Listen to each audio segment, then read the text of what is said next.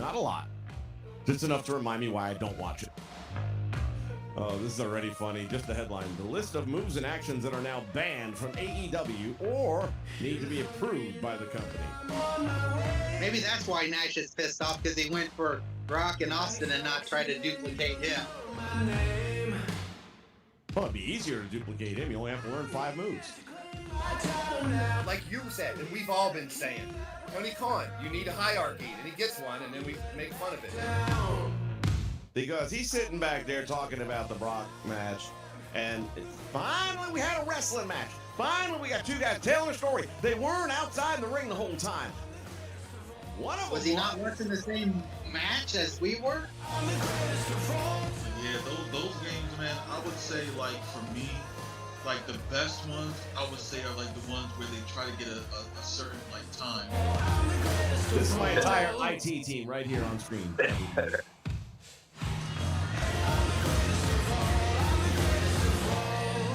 Now, ladies and gentlemen, it's time for Wrestle Chat with Vince McMahon.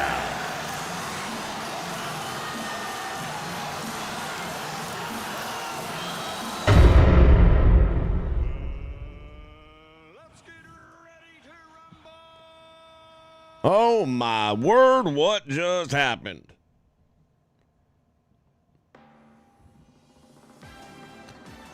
Welcome back to Wrestle Chat, ladies and gentlemen, and strangeness in the air. So we just concluded night 2 of SummerSlam. Spoilers right out the gate. If you didn't watch it and you don't want to know what you missed, now's the time to say, I'll check this out later. Because, yeah, the beast is back. Can you put him in the fucking game? Just saying. I got some wackiness going on my end here. Let me see something. All right, that sounds better. Yeah, did not see that coming. We'll start at the beginning and work our way through to the end. Jay is catching up on the pay-per-view or the PLE, so he won't be on screen with us right now, and I'm not doing this anymore using StreamYard, so it's a whole production, kind of takes more time to get it set up. So hopefully Jay will jump into the comment section with us before we get too far along, though I do want to say happy birthday to you. Big JH having his birthday today, so happy birthday, buddy. Thanks for being here. Let's go down the lineup. So they kicked it off with the women's match, if I'm not mistaken. Let me scroll back here through the notes. And I was already yelling at Jay on the text saying, this is bullshit, and I didn't know he wasn't watching it at the time. I'm like, how long are these 2 idiots going to stand still in the ring and wait for Naomi to climb to the top rope so they can catch her when she comes off with a flying cross body block? It only took her, 5 minutes? They look like idiots. Just standing there like, come on, come on, come on. No more waiting for people to come off the top rope. I don't care if you're on the floor. I don't care if you're in the ring. When we're in position, if you're not ready to come off the top rope, then that spot's over. You missed it. Period. Because it's so bad now, and it just looks terrible. Absolutely looks terrible. So there was that. Io saves the match because she really just had a great night. Rhea did well. Naomi did okay. I mean, to me, there's just no arguing that Io is the bell-to-bell, consistent best performer in the women's division right now. She's smooth as glass. She's always on time. For me, there is just no better female wrestler today. Period. Bleacher Report gave the match a B. I'd give it a C+ only because of Io. Moving along here.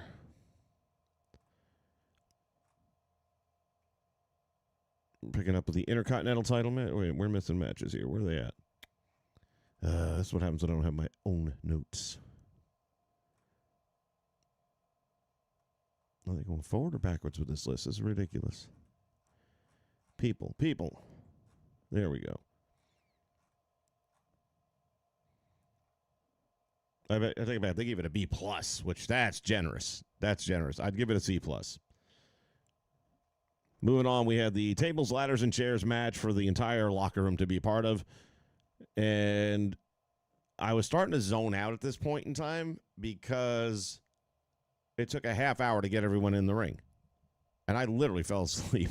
I started like waking up a little and went to sleep. Wake up a little. So I caught some of the high spots and things like that. But man, they just literally sucked the energy out of me with that fucking long intro. Guys, when you've got 8 tag teams to come down, do it during a promo spot or something like that. But man, you just sucked the life out of the room. Knocked me right out. But I can tell you that what I saw of it, the spots were pretty good. Candace's spot, man, I don't know that you could have done anything about that without, I don't know, did you test it out beforehand? It was so obviously gimmicked, the ladder. The way it broke was a clean break, and then you could even see the wood inserts that were used. I don't know what to say. Did you test that by doing it to another ladder, or is it just a matter of, no, this will work? I don't know, but it looked bad. Didn't look good. As I predicted, as 2K predicted, and as many of you predicted earlier today, the Wyatt Six hang on to the tag team titles. So that part I'm okay with. The match itself, from what I saw of it, it is what it is. It's a TLC match. People are going to, do really dangerous shit, and hopefully nobody gets killed in the process. And to my understanding, everybody walked away. So that's a good thing. They gave it a B+. Yeah, I'd probably go with that. I would say that's reasonable. In the crowd, you had the Dudley Boys, and you also had the Hardy Boys, and they're also kind of promoting their upcoming match on TNA, which I didn't think we'd see Devon in the ring again, so hopefully that all goes well. Moving along to the Women's Intercontinental title match. Most of us were wrong. I thought for sure that Valkyria was getting the belt back. It didn't happen that way. And Becky instead managed to retain with a little oops from Bayley. Again, they're giving it a B+. What I saw of the match, I didn't get to see the whole match. I was kind of, once I did wake up an hour or so later, I was kind of scrubbing back and forth, trying to catch up on the stuff that I missed. What I saw of it didn't look bad. Again, you had a low bar set yesterday. Yesterday was garbage. All right, let's move along here. What else we got? Steel cage match for the unification. This one I missed most of because, again, there was just so much between intros and commercials and next year we're going to be, and I'm just like, can we just get to the match? And then when you get to these matches and they're not really that engaged and the crowd is, half the night is dead. Other parts they picked up. They were there for the main event. I'll say that. Maybe they saved their energy for that. So we go to the steel cage, and of course, it takes a village to raise a child, right? Well, it takes a village to also, beat the opponents that they had to deal with tonight, which, of course, Jacob fought too.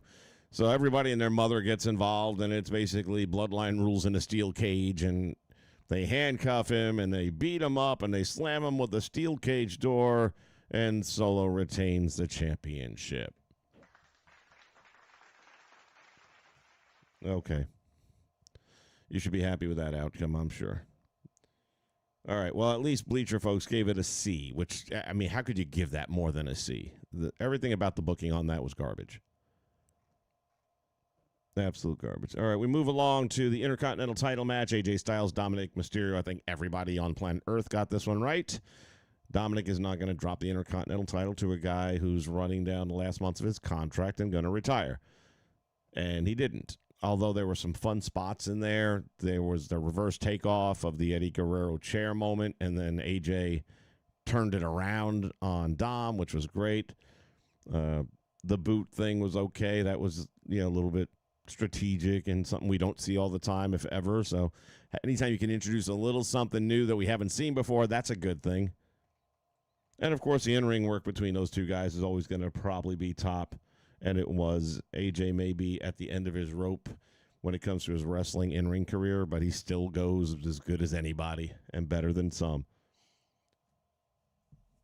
They gave it a B. Hold that thought. Had a sneeze coming on, but damn thing's going to play with me. Yeah, again, everything I saw of that match I thought was pretty solid stuff. So, again, Dom is just going to, man, we are watching a phenom in the making, this guy. We're going to look back on his first days and remember, it's like, holy shit, we didn't even realize how good he was back then, but he's going to be real deal. No two ways about that.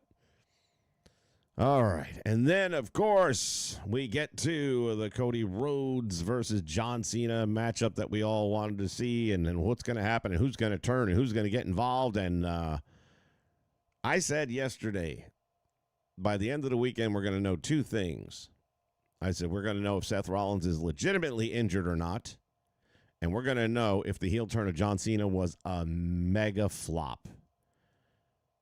Seth Rollins is not injured.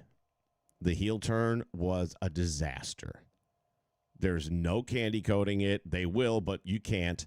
You wasted 3 months of the man's last year for no reason. You proved tonight what I've been saying the whole fucking time. You don't need a heel and a baby face. It's not necessary. You can have two good guys go to war. Let the fans decide who they want to cheer for. Why do you think we're so fucking stupid that we have to have a good guy with a white hat and a bad guy with a black hat? Those days are over. But you guys haven't got the memo yet. So you wasted 3 fucking months for no reason. None.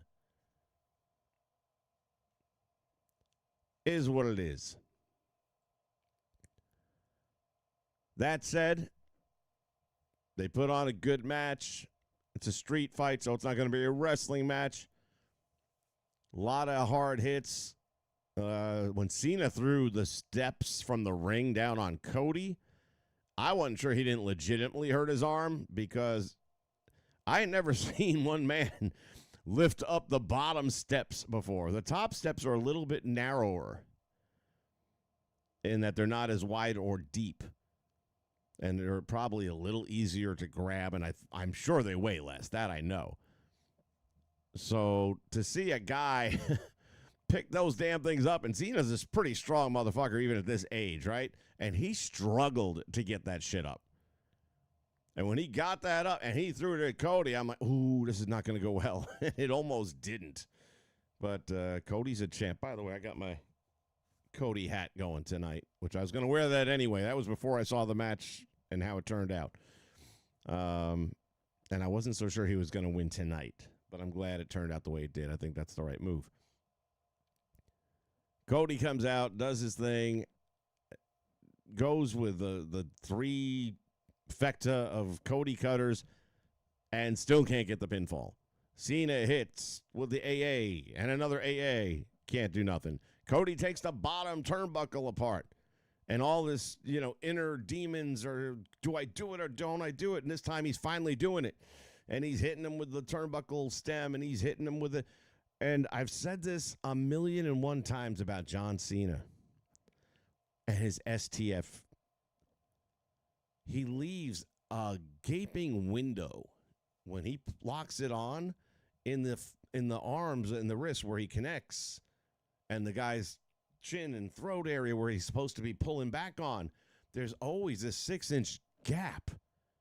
And it's like, dude, there's nothing happening here. Like when Benoit locked on a crossface, it looked real. There was no dead space. He did it with the rope. I'm like, gosh damn it, Cena. What the fuck? He wraps the rope around Cody instead of the forearms.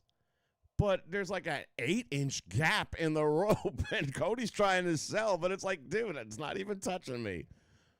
Oh, it was just, these are the things that make me cringe. I don't want you to choke the guy for real, but yeah, put it against his face or something. Make us believe in some way or another. The old school guys, God bless them, man, they knew how to get it done.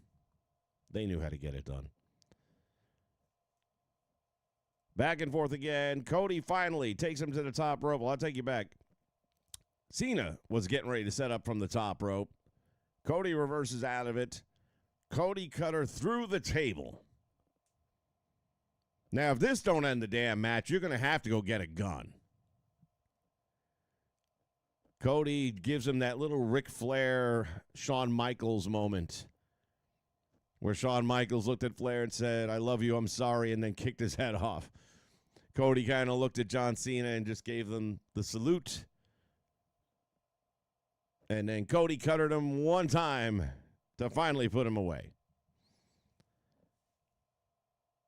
And all was good. The fans were fine. We managed, guys. Yeah, we managed to watch two baby faces have a main event. And we didn't, turn away. We didn't revolt. We didn't say, fuck the WWE. We actually enjoyed that match. And I'll tell you right now, when I think back on how many truly emotional moments have I ever experienced in wrestling, aside from tonight where Cena handed over the championship to Cody in what was as legitimate a real moment as you will ever see in pro wrestling, the only other time I ever felt that level of emotion in wrestling was when the Macho Man lost at WrestleMania 6, I believe, to the Ultimate Warrior, and Elizabeth got in the ring and they had that moment.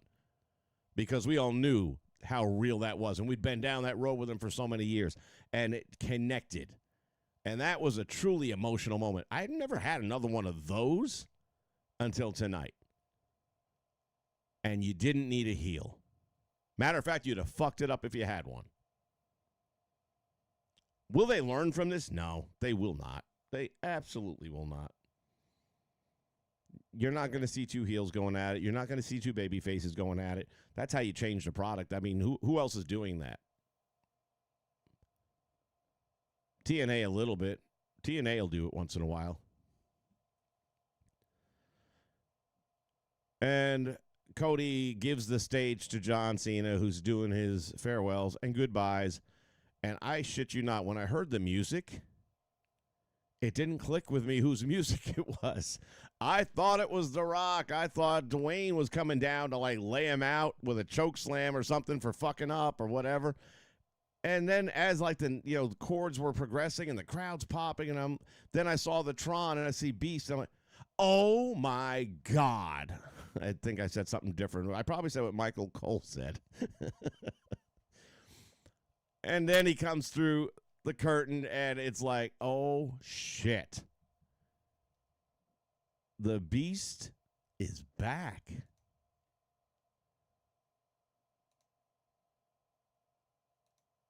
Brock Lesnar blew. If there was a roof to be had, it would be gone. Good thing it was an open air stadium. Yes, he is. Brock Lesnar is back. Ladies and gentlemen, wrestling fans, I want to clue you into something. You can thank one person for this.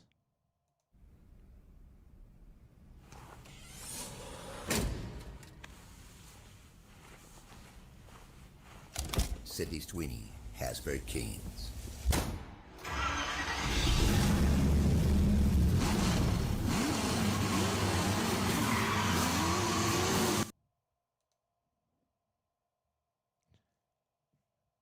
American Eagle basically said to the world, go fuck yourselves. We are going to do what we've always done. We are going to sell what we've always sold. And we don't care if your blue-haired ass doesn't like it.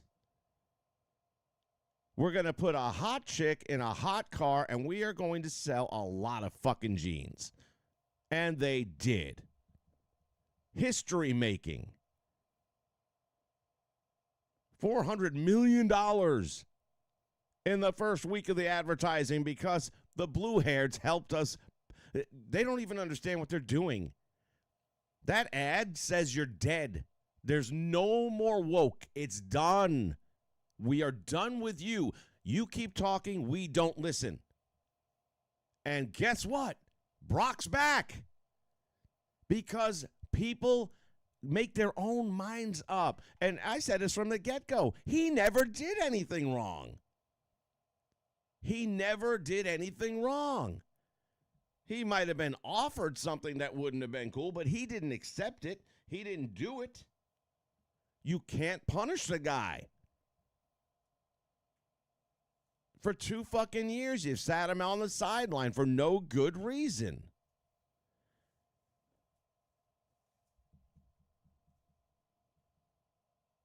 Hold that thought a minute.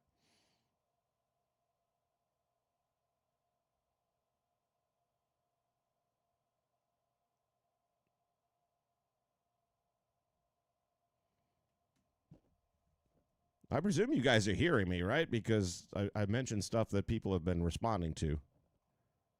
Jay seems to think that something's muted. I don't know where that's coming from. According to my bars here, everything's working.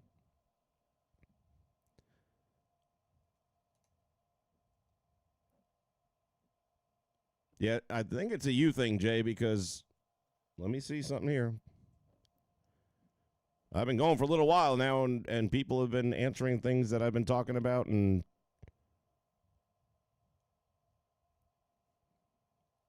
my levels here are popping, so there's no reason it should be on my end.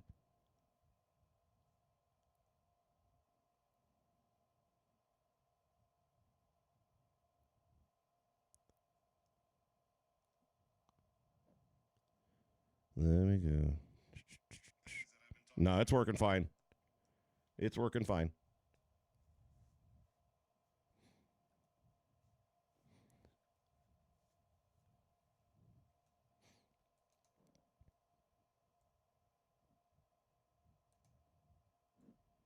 Jay, if you're in the control room thing, I won't be able to set it up now because I have to do all these manual adjustments.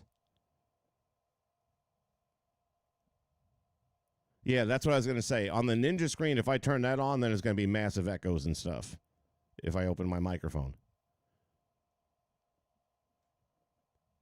Let me see something real quick. Well, yeah, if you don't mind for today, let's just do it with the chat because otherwise I've got to stop and I've got to rearrange the dashboard and everything. That's the downside to the Ninja. It's not as one click as StreamYard is, but it's also not $40 a month. So I will take what I can get where I can get it.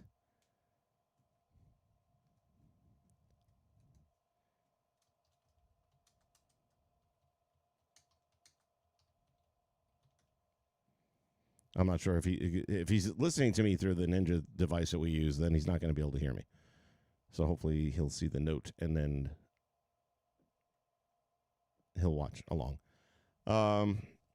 Yeah, let me get through some of these comments. I'm sorry, guys. I had the thumbnail all ready to go and everything was all set and I was going to get on pretty quickly. And then, yeah, that happened. And I was like, fuck, need to do a quick update to the thumbnail. I had to have some video for what happened. And I got to get the video uploaded. And that was all a hot mess as well. But anyway, M. Hawk in the hurry again. God dang it, I can't speak tonight. Is back in the house again. I have to go to work soon. I hope you made it that far. Let's see. William Perkins in the house. Scott W's here. Didn't see that coming yet. No, that wasn't on my bingo card either, man. And congrats that they were able to keep a secret like that. And that, SummerSlam is WrestleMania Part 2, It's the second biggest show of the year, and you need something like that. And that is the thing people will be talking about, the Cena match and the Lesnar moment is what people, and it will help a lot of people forget night one ever happened, except for the people that paid tickets to be there.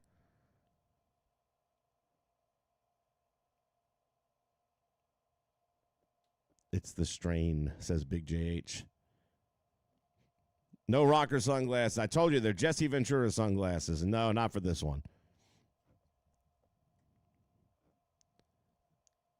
Becky match was overall the best both nights, in my opinion, says Scott WC. I didn't see the entire match, so I can't fairly evaluate it, but I'm going to probably go back and watch it because I do like Becky, and I think she still has a lot going for her in-ring, and Valkyrie is also one of my favorite up-and-coming stars. She's very talented, very consistent. Consistent's a big thing with me.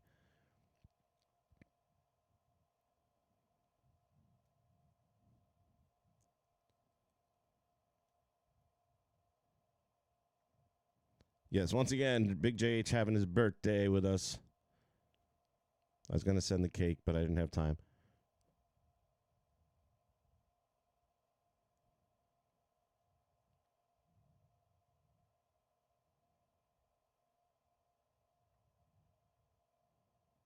Am I missing something here? What is this back and forth here?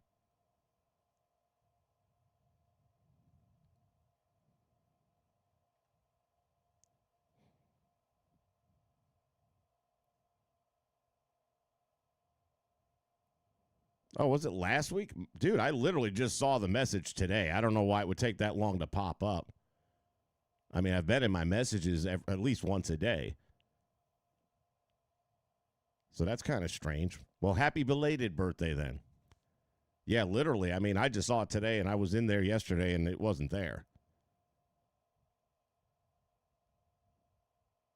That is very strange that would happen.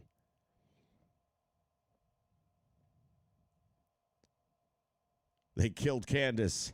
They didn't kill her, but that was a pretty scary spot, especially because she weighs, what, about 80 pounds? Ken Rogers says, I think they should have turned Cody heel or should have turned John Cena face in the middle of the match. Well, Cena was face from the start of the match. And by the way, right at the beginning when they were trying to do their Hogan and Rock moment, facing off to each other, letting the crowd go back and forth, the crowd was into Cena. I mean, they were into Cena.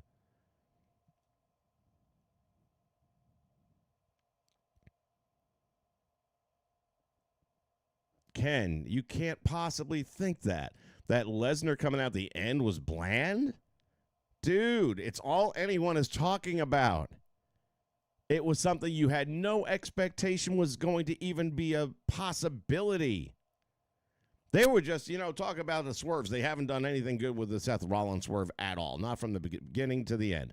Nothing was right. But let's talk about the fact that nobody saw Lesnar coming. And just weeks ago, there was a big thing going around that with TKO, he is person non grata. They want nothing to do with him. That was the swerve, and it worked. Juan Cordero's in the house. Several people liking the Becky match, so again, I'm going to go watch that back. Steel cage match sounded like trash. The little bits of it that I caught when I would wake up intermittently didn't look good. And then when I read about it and how it went down, I was like, I don't even want to watch that. What do I think now that Brock is back now? What I think is that it's about damn time. And he and Cena will have a good little feud. I don't know that feud is going to last multiple months because Cena's only got 4 left, and I'm thinking he probably wants at least 2 or 3 other opponents. But we'll see how that all plays.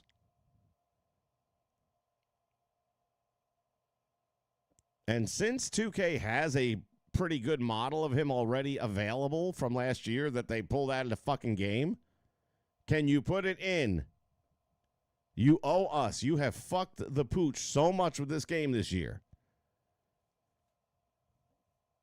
It'd be amazing if they could actually get the current hairstyle, too, but I'm not going to ask for that big a favor.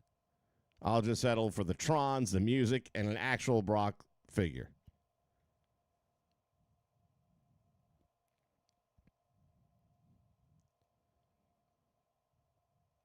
Speaking of Cody, I don't see a 4 Horsemen thing. But the intro for Cody, I loved. Having Dusty's voice and the way they cut it and told a little story with it as the intro was playing, I thought that was amazing. Really cool.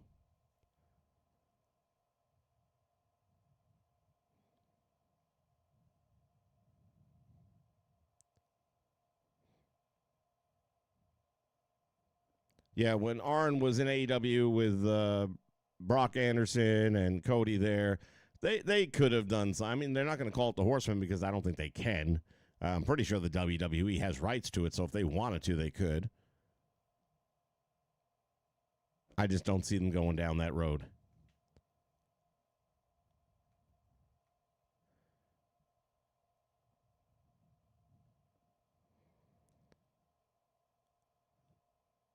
All right, there's J-Rock. So I'm just catching up. I'm catching up on the comments the way he was on the event tonight.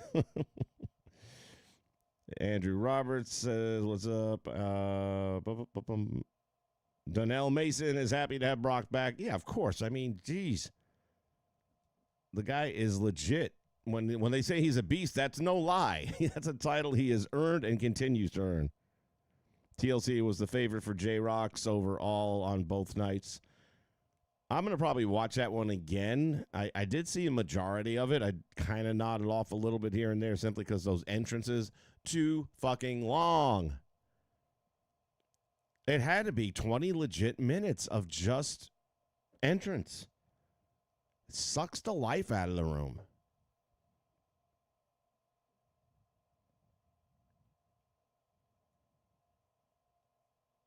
What do I think about the women's triple threat match? Andrew, it had moment, but like I said, I was sending text to Jay saying, how fucking long are they going to stand there and wait for Naomi to climb on the ladder, not the ladder, but the rungs of the turnbuckles to get to the top so that we can catch you when you come off with the cross body block to take both of us out, but we're waiting on you. And that's all the damn time now. It's not just a Naomi thing. It's an everybody thing where the guys are on the floor or they're in the ring and they're like acting stupid, like, oh, I don't know where I am. I'm disoriented. Oh, I'm going to turn and get caught with a cross body block. Where are you? I'm waiting. I'm here. Put their hands down at their side. They wait. Do their nails. And then finally the cross body. Look, if you're not in position, we're moving on without you. If that means you come off the top rope and splat on the floor, fuck you. But get your shit together. It's happening too damn often, and it looks horrible. So just take it out. Take it out. You accomplish. Well, how many times have we seen someone go over the top rope and do a crossbody or a plancha or whatever, or come off the top rope? There's no wow in it anymore. It's not necessary to tell a story. And more times than not, you fuck it up. So get rid of it.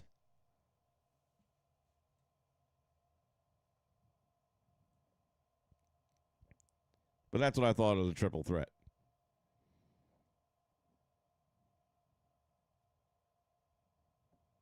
The post show is probably the best part of the show now. You know what? That's a good point. I always watch the next day because I don't want to sit through all of that stuff, and I'll just fast forward to the people I give a shit about.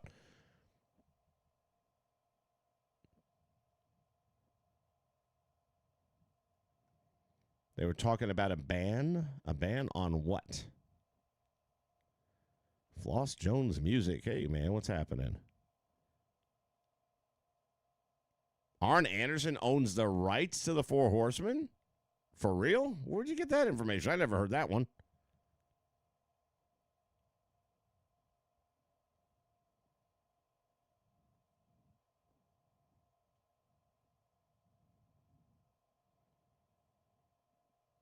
Yeah, and I liked the Gunther match with CM Punk for that reason. And Punk did do a suicide dive of some sort out to the floor, if I'm not mistaken. But it was like one, and it was pretty quick and simple, so there's no, making Gunther look stupid by standing still for a half hour. We're going to have to come up with a name for that, and then I'll start tracking how many of those, if we call it, I don't know, what the fuck call that thing? We'll come up with a name for it, and then we'll start tracking how many during a pay-per-view or any night. How many of them did we have tonight?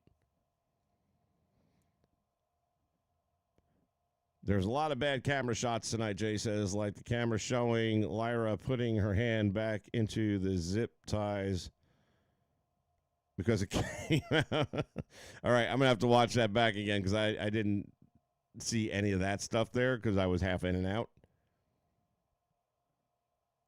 And that's what I was talking about earlier, Jay, when you didn't hear my voice. What I was saying is that to that point with Lyra, and you see things when they threw Candace through the ladder, you saw a very clean break that you would never get in a location of a ladder that you would never see it break in, almost near the legs. And there was the little wood inserts. So basically they sleeved it.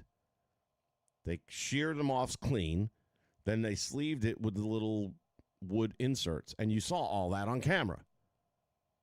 Metal ladders don't have wood inserts, okay? I'm here to tell you. And I feel like that's been happening a lot lately, too, that the cameras have been. Does it really matter, though? Because they have a TV show on Netflix that tells you everything.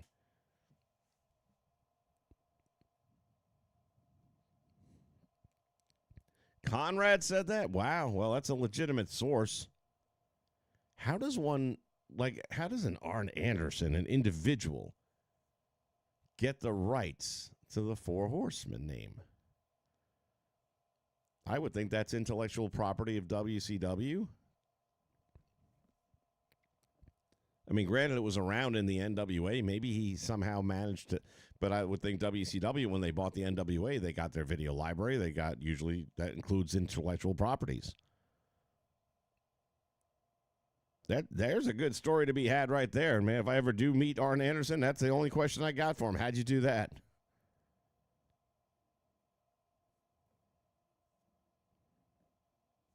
Judd, what's happening, man?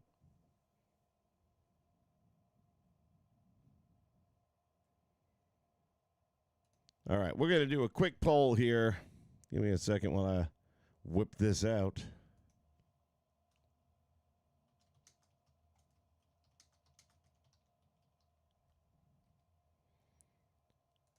So for SummerSlam, we're talking about night 1, night 2, everything all together.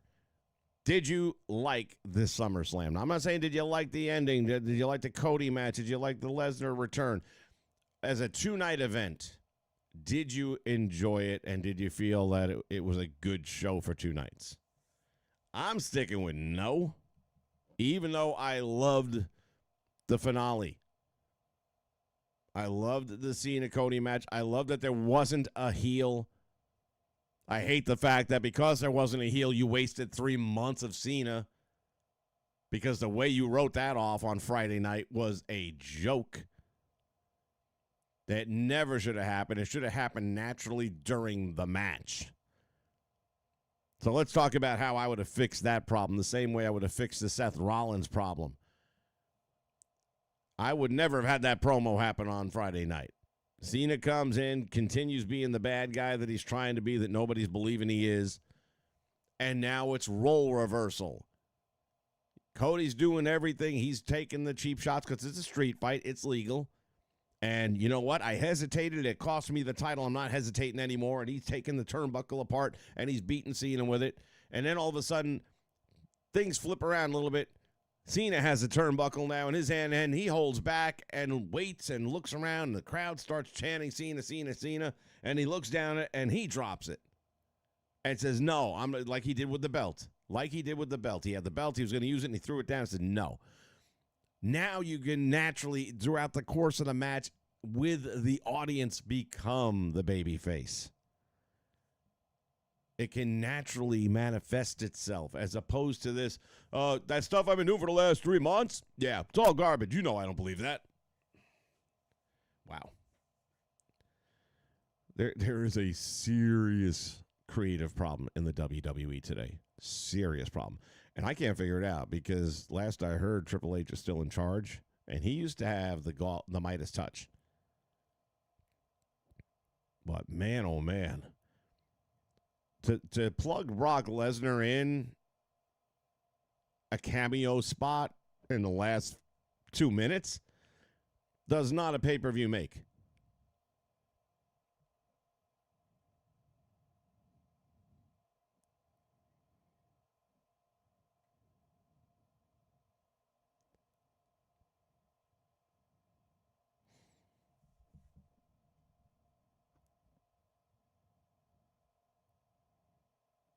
Yeah, I agree with you, Jay. The production value, if the TV cameras are showing, it's like when they haven't done it in a long time, but David Copperfield used to do these specials on TV where he's going to make the Statue of Liberty disappear or be underwater for an hour or whatever it is.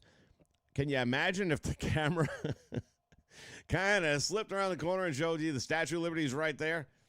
It didn't disappear. It's right there. Of course, we know it didn't disappear, but it's right there. Yeah. That's kind of what's happening here, man. And again, it's not bad enough they have a TV show showing you. Granted, it's months later, but you're already really super exposing the business. Can you at least during live events try to get us to believe again? Because it's getting harder. It's getting harder when people are standing still for 10 minutes waiting for someone to get to the top rope. It's getting harder when somebody goes through a friggin' metal ladder and a piece of wood shoot out the bottom.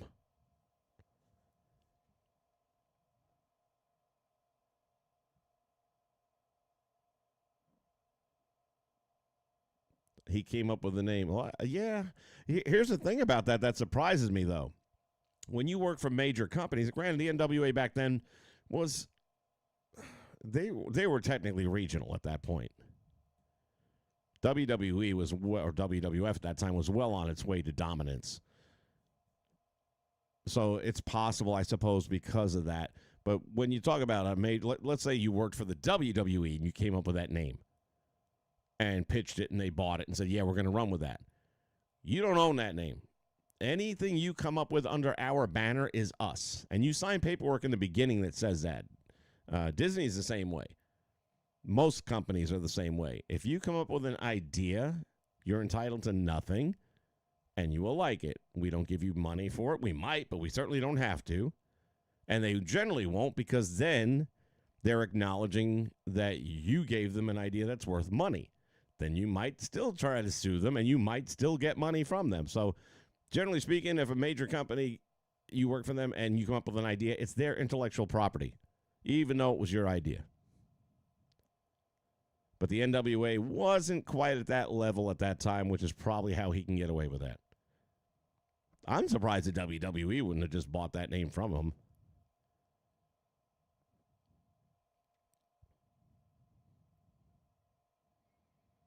The first match on night one. I'm trying to remember what was the kickoff.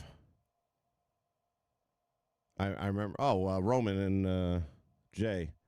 Yeah, that was a decent match. It was decent. Definitely the best match of that night. It's a bad omen when your opening match is the one that's the only one worth talking about. And I said this earlier today, and I'll say it again today or tonight. If you paid money for night one, I feel like there should be a class action lawsuit for refunds. I understand Cody and Cena is going to be night two main event. But you put all the title matches on night two, and you gave them Charlotte and Alexa. Don't get me wrong. I'm a fan. I like both of them. I was preaching that yesterday that I was looking forward to their match. But I didn't pay $800 to sit there. How do you possibly justify having that kind of disparity in night one and night two lineups and expect anyone to ever buy a night one ticket for an event again? I'm telling you, this 2-night thing is a disaster. It is horrible. And it's just like 2K25 and 2K24 and 2K everything. If you guys are going to keep paying it, they're going to keep on shoveling it. That's all there is to it. We, the people, control the WWE. All we got to do is say we're not buying tickets for 2 nights. We're buying them for one and one only. And guess what? It becomes a one-night event. the way it should be. It's just too much. But from their standpoint, they're selling out 50,000, 60,000 seats. Average price of probably about $450. That's average. Downstairs front rows, over $1,000 seats. And that's if you can get them direct, not going through a StubHub or something like that. Or worse. Yeah, the crowd was turning on Cody, and I'm like, fuck, here it comes. And I was so happy he did not go with the turn. Because here's the other thing you have to remember. Him and Cena really are cut from the same cloth. They're very likable guys. Just like a Ricky Steamboat was, okay? There's nothing wrong with that. When it's genuine, you want that. And Cody's such a good representative. He dresses to the nines. He's well-spoken. He's articulate. He's got his little podcast. I mean, everybody's got a podcast nowadays, right? But I'm just saying, Cody does it right. And Cena's leaving. And that's always been Cena's job. And that's why when he hands him that title, those are legit tears.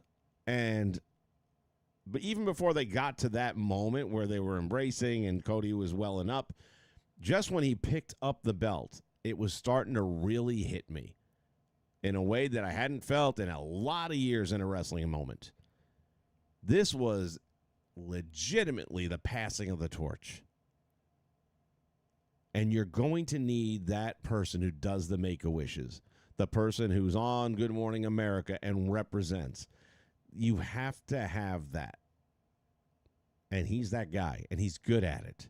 So why does he have to be a heel? He doesn't. Didn't do it. I hope he never does. I think if he does, it's going to be just the same as what we saw with Cena. The fans won't buy it because you're too damn likable to be a heel. I'm sorry.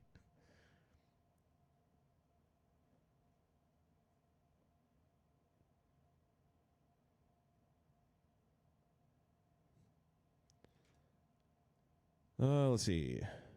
Would you rather have seen The Rock than Lesnar? No. I'm happy. I am happy with the way things went down. With the last hour of the show, I'm happy. Don't touch nothing. As a matter of fact, now I'm pretty well convinced we may never see Dwayne again, and I am happy with that too. Sack of shit. Yep, that Mysterio moment, I talked about it earlier. I thought that was excellently done. And the fact that AJ kind of twisted it up a little bit, it made it even better.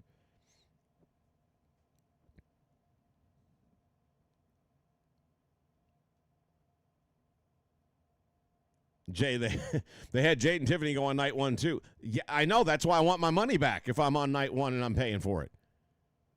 If you're going to try and sell me on the fact that I had Jade Cargill, I mean, shit. You bought a new car. Here's your Yugo. I didn't want a Yugo. I want that Mustang that Sydney Sweeney's over there driving. Or at least give me Sydney Sweeney as a consolation prize if I have to have the Yugo. By the way, I didn't even know that girl's name until 72 hours ago. Thank you to all the left-wing nutcases out there. Never would have even known who she was, if not for the lunatics.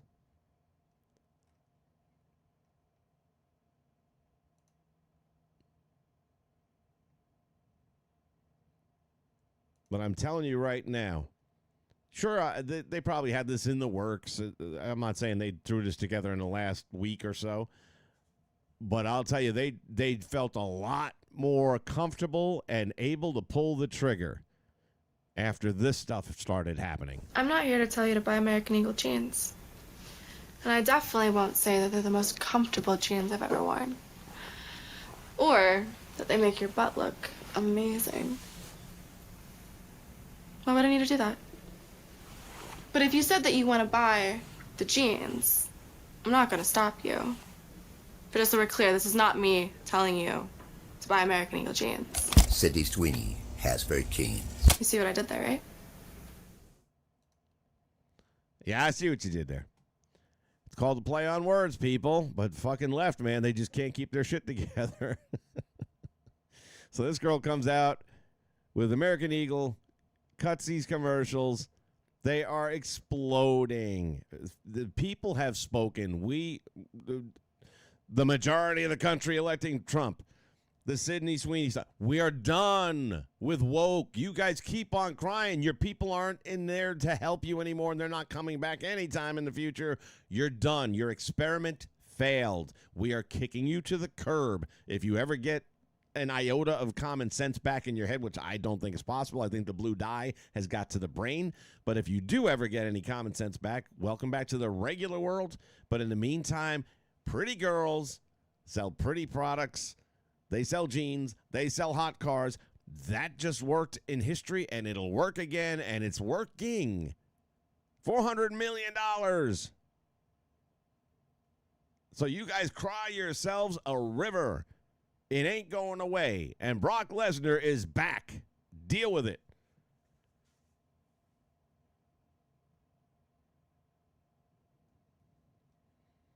Oh, dude, I'll tell you right now, if Tiffany would have lost that title to her, I would have just... That might have been as far as I would have gone into the night. I probably would have turned it off on that note. Dude, you can do 10 matches in one night. I mean, make it a 4-hour event if you have to, because it is a PLE. The 2 nights is just bullshit. But do the math, $50,000 if you're averaging $400 a ticket even. I mean, cheap seats, I think, went for about 180, 125, something like that. Right? And when I say cheap, you're way the hell out there. So between that and $1,000 seats, somewhere in the middle, if you average around $400 a ticket, do the math on that times 50,000, they ain't giving that money up. There's no way they're giving that money up. It stays.